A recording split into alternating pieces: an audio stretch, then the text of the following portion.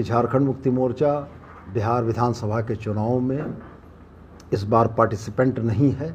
हम चुनाव नहीं लड़ रहे हैं। ज़ाहिरा तौर पर एक राजनीतिक दल जो पड़ोसी राज्य में चुनाव नहीं लड़ रहा है तो इसके पीछे बहुत महत्वपूर्ण कारण होंगे, बहुत सी बातें होंगी। तो मैं आपसे यही कहना चाहूँगा कि बिहार के गठबंधन के अगुआ राजनीतिक दल की राजनीतिक धूर्तता ने झारखंड मुक्ति मोर्चा को यह नुकसान पहुंचाया। झारखंड मुक्ति मोर्चा के बिहार में चुनाव लड़ने की आकांक्षाओं पर पानी फेरा और बिहार प्रदेश में झारखंड मुक्ति मोर्चा के नेतृत्व में अपने लिए बेहतरी तलाशने वाली जनता के लिए भी एक धोखा किया। This news is sponsored by Himalayan International Residential School, Siliguri. हम इस बात से बहुत आहत हैं कि राष्ट्रीय जनता दल के नेतृत्व ने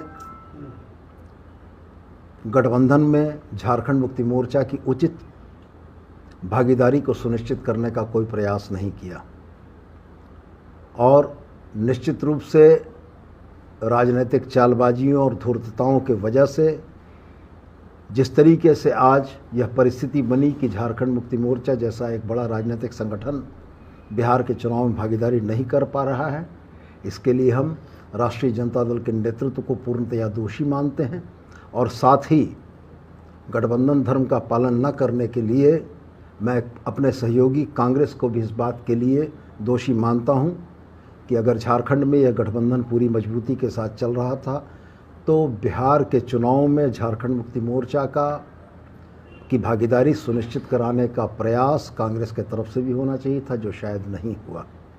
और निश्चित रूप से चुनाव परिणाम क्या आएंगे ये तो भविष्य के गर्त में है, लेकिन जिस बिहार विधानसभा के चुनाव में झारखंड मुक्ति मोर्चा इंडिया गठबंधन का, महागठबंधन का एक मजबूत हिस्सा बनकर एक बेहतरीन परफॉर्मेंस कर सकता था, उसको राजनीतिक षड्यंत्रों के तहत इससे वंचित किया गया है और हम इसकी भर्त्सना करते हैं। बिहार में आप चुनाव लड़ेंगे या नहीं लड़ेंगे? जेएमएम लड़ेगी या नहीं? मैंने बहुत स्पष्ट कहा कि आज 20 तारीख 2 वजहों से महत्वपूर्ण है।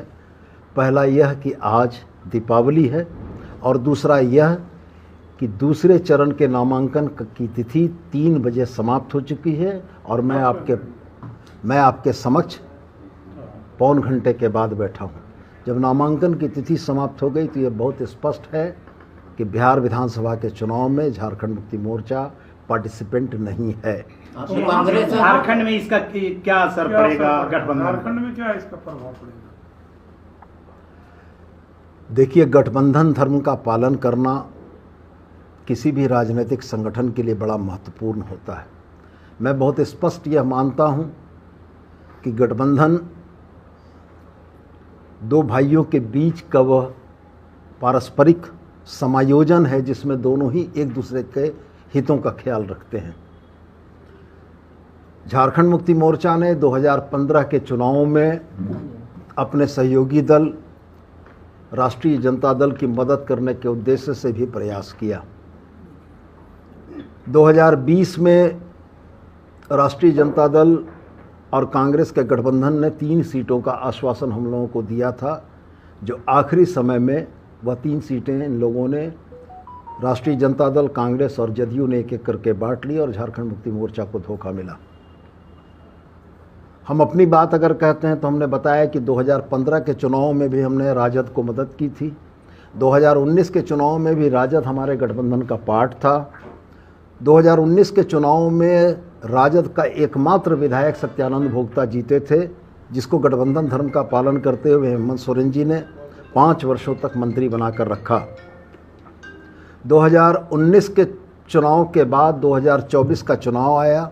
2024 के चुनाव में गठबंधन धर्म का पालन करने के लिए झारखंड मुक्ति मोर्चा ने कांग्रेस, राजद और वाम दलों को समायोजित किया।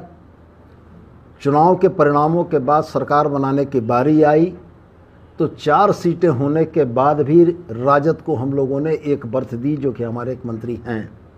मैं ये बातें तमाम इसलिए आपको दोहरा रहा हूँ कि झारखंड मुक्ति मोर्चा ने बड़ी सदाशयता के साथ गठबंधन धर्म का पालन किया। इसके बदले बिहार की राजनीति में 2025 में जो धोखा हम लोगों को मिला है, ये निश्चित रूप से झारखंडी भावना को आहत करने वाला है और मैं आपके सामने बड़े स्पष्ट रूप से यह कहता हूँ कि झारखंडी चेतना को दिया हुआ धोखा झारखंड की मानसिकता और झारखंड के लोग नहीं भूलते हैं। हम निश्चित रूप से प्रतिकार करेंगे और हम निश्चित रूप से उनको यह बताएंगे कि झारखंड मुक्ति मोर्चा एक बड़ी ताकत है, इस देश के आदिवासियों की एक मजबूत आवाज़ है, और अगर इस देश के आदिवासियों की उस मजबूत आवाज़ को दबाने की कोशिश की गई है तो निश्चित रूप से इसका खामियाजा उन तमाम लोगों को भुगतना पड़ेगा। झारखंड में आरजेडी गठबंधन दल में अब रहेगा या नहीं रहेगा? पार्टी निश्चित रूप से आने वाले समय में महागठबंधन के राजनीतिक दलों के क्रियाकलाप के आधार पर समीक्षा करेगी और संगठन के प्लेटफॉर्म पर, पार्टी के प्लेटफॉर्म पर समीक्षा के उपरांत मुक्ति मोर्चा के राजनीतिक हितों के जो अनुकूल होगा उसके अनुरूप निर्णय करेगी, और ये निश्चित रूप से मुक्ति मोर्चा के राजनीतिक हितों के साथ साथ झारखंडी हितों के भी अनुकूल होगा। बिहार में क्या रोल रहेगा अब बिहार के चुनाव में? बिहार के चुनाव में झारखंड मुक्ति मोर्चा किसी भी तरीके से सक्रिय राजनीति में नहीं है। हम वहाँ के किसी भी राजनीतिक कार्यक्रमों में भागीदार नहीं हैं। क्या आरजेडी और कांग्रेस को सबक सिखाया जाएगा बिहार के चुनाव में? मैं यह स्पष्ट मानता हूँ कि अगर सक्रिय भागीदारी मेरी नहीं है तो वैसी स्थिति में झारखंड मुक्ति मोर्चा को चाहने वाले और जिस तबके का प्रतिनिधित्व झारखंड मुक्ति मोर्चा करता है वह मतदाता भी इस बात को बड़ी गंभीरता से देख रहे हैं कि किस तरीके का राजनीतिक छल का शिकार झारखंड मुक्ति मोर्चा को बनाया गया। इसका जवाब वहाँ की जनता देगी, और मैं पुनः दोहराकर आपसे यह कहता हूँ कि पार्टी संगठन की तरफ से माननीय मुख्यमंत्री के निर्देश पर 7 तारीख को यानी 7 अक्टूबर को मैं पटना गया था अपने सहयोगी विनोद पांडे जी के साथ। हम 2 लोगों की इस टीम ने जाकर राष्ट्रीय जनता दल के शीर्ष नेतृत्व के साथ मुलाकात की थी। उस शीर्ष नेतृत्व के साथ 1 घंटे से ज़्यादा चली हुई वार्ता में बड़े सौहार्दपूर्ण तरीके से इन बातों का एक सहमति बनी थी कि झारखंड मुक्ति मोर्चा इंडिया गठबंधन का पार्ट है और झारखंड मुक्ति मोर्चा को समायोजित करने में कहीं से कोई कमी नहीं होगी। लेकिन 7 से लेकर 20 अक्टूबर तक के इन 13 या 14 दिनों के कार्यकलाप में राजनीतिक धूर्तता का जैसा परिचय दिया गया है ये निश्चित रूप से आहत करने वाला है।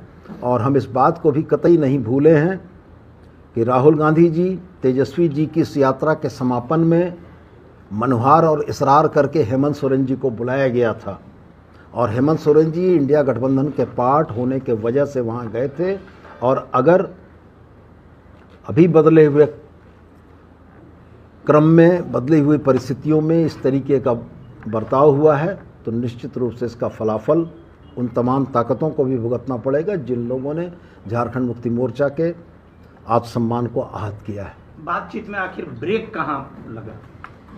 मैंने बहुत स्पष्ट आपसे कहा कि यह राजनीतिक धूर्तता थी।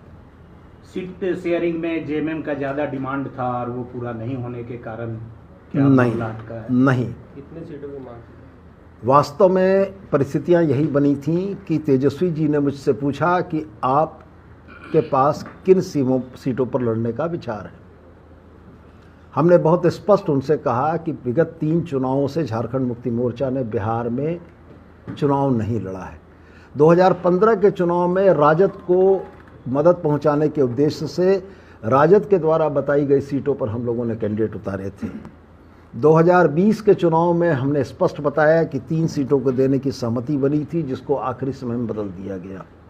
हमने तेजस्वी जी को 28 वैसी सीटें बताईं जिन सीटों पर बिहार में ट्राइबल वोटर्स सिग्निफिकेंट हैं। हमने उनको बताया कि इन 28 सीटों में से 22 सीटें आप हारे हैं और एक मार्जिनल छोटे से अंतर से हारे हैं। हम लोगों ने उनको यह समझाया था कि झारखंड मुक्ति मोर्चा आपके गठबंधन का जब यहाँ पार्ट होगा तो वैसी स्थिति में जो एसटी मतदाताओं का रुझान एनडीए की तरफ है उसको हम लोग इंडिया गठबंधन की तरफ लाने में कामयाब होंगे, और निश्चित रूप से सीटों के कन्वर्जन में झारखंड मुक्ति मोर्चा की एक बड़ी भूमिका होगी। हमें भी इस बात का आश्वासन मिला कि वो हमारे नेता हेमंत सोरेन जी से बात कर लेंगे, और ये बात करने का सिलसिला, यह प्रक्रिया लगातार चलती रही। कभी कांग्रेस से गठबंधन की बातें आती थीं कि उनसे बात चल रही है, इसके बाद आपसे बात हो जाएगी। कभी वीआईपी पार्टी के सहनी जी की बात चलती रही, कभी लेफ्ट पार्टीज़ की बात चलती रही, कभी इंडिया इंक्लूसिव पार्टी के नाम से एक नई पार्टी जिसका नाम शायद आप भी नहीं जानते होंगे, उसको भी एकोमोडेट करने की बात चलती रही। लेकिन बड़ा दुर्भाग्यपूर्ण यह रहा कि जिस इंडिया गठबंधन का एक मजबूत भागीदार झारखंड मुक्ति मोर्चा है, उसके दावों को खारिज किया गया। और इसमें मैंने स्पष्ट कहा आपको कि मैं राजद को जितना दोषी मानता हूं, मैं यह भी दोषी मानता हूं कि कांग्रेस की भी इसमें भूमिका रही है। कांग्रेस को भी निश्चित रूप से अपने इंडिया गठबंधन के एक मजबूत साझेदार के हितों की संरक्षा के लिए बात करनी चाहिए थी, मध्यस्थता करनी चाहिए थी। चूँकि मुझको वो दिन याद है 2024 के चुनाव में झारखंड मुक्ति मोर्चा ने झारखंड में बड़े भाई की भूमिका निभाते हुए कांग्रेस को, राजद को, वाम तमाम दलों को हम लोगों ने अपनी भी सीटें देकर एडजस्ट किया है। आज वाम के जिन 2 सीटों पर विजयी हुई है, निरसा और सिंदरी, आप ऐतिहासिक आंकड़े उठाकर देख लें, वहाँ पर पिछले चुनावों में दूसरे स्थान पर झारखंड मुक्ति मोर्चा था। और वैसी भी परिस्थिति होने के बाद हम लोगों ने निरसा और सिंदरी उनको दिया और गठबंधन धर्म का पालन किया। राजद के साथ भी हम लोगों ने गठबंधन धर्म का पालन किया। इसलिए हमारी यह पीड़ा है कि जिस तरीके से राजनीतिक धूर्तता का परिचय देते हुए समय को किल कराया गया, ये बड़ा दुर्भाग्यपूर्ण है और इसका असर महागठबंधन की बिहार झारखंड की राजनीति पर निश्चित पड़ेगा। मतलब कांग्रेस से भी समीक्षा करेंगे रिश्तों की। देखिए, बिहार चुनाव में कहीं गठबंधन दिख रहा है क्या? आरजेडी अपना उम्मीदवार भी उन सीटों से उतार रही है जहां से कांग्रेस लड़ रहा है। देखिए, कांग्रेस का जहां तक सवाल है, हमारी शिकायत कांग्रेस से एक ही बात की है कि इस गठबंधन के एक मजबूत भागीदार की राजनीतिक भूमिका तय कराने में कांग्रेस ने अपने तरफ से कोई एफर्ट नहीं किया, जबकि ये उनका भी दायित्व बनता था कि वो झारखंड मुक्ति मोर्चा की राजनीतिक भागीदारी सुनिश्चित करने के लिए अपने स्तर से भी पहल करते। तो निश्चित रूप से हमारा कहीं ना कहीं आज सम्मान इस बात के लिए आहत हुआ है कि ये जो परिस्थितियां बनी हैं, यह परिस्थितियां कांग्रेस के भी मूक और मौन रहने के चलते बनी हैं। और कांग्रेस यदि मूक और मौन रही है तो हमारे लिए ये बड़े अपमान और आहत करने की बात है। क्या राजनीति में कहा जाता है कि कुछ भी असंभव नहीं है? क्या झारखंड मुक्ति मोर्चा के लिए भी कुछ भी असंभव नहीं है? मैं फिलहाल उन बातों पर नहीं जाना चाहूँगा, लेकिन मैं स्पष्ट रूप से यह जरूर कहूँगा कि महागठबंधन का गठन, इंडिया ब्लॉक के गठन में झारखंड मुक्ति मोर्चा एक बड़ा मजबूत साझेदार रहा है और अभी तक की परिस्थितियां हमें इसी रास्ते पर ले जा रही हैं। लेकिन अगर राजनीतिक परिस्थितियां झारखंड मुक्ति मोर्चा और झारखंडियों के हितों के विरुद्ध होगी तो पार्टी और भी कोई निर्णय ले सकती है। माननीय मंत्री महोदय, आपके मंत्रिमंडल में संजय यादव मंत्री हैं, तो ये मान लिया जाए कि आप उनका मंत्रिमंडल से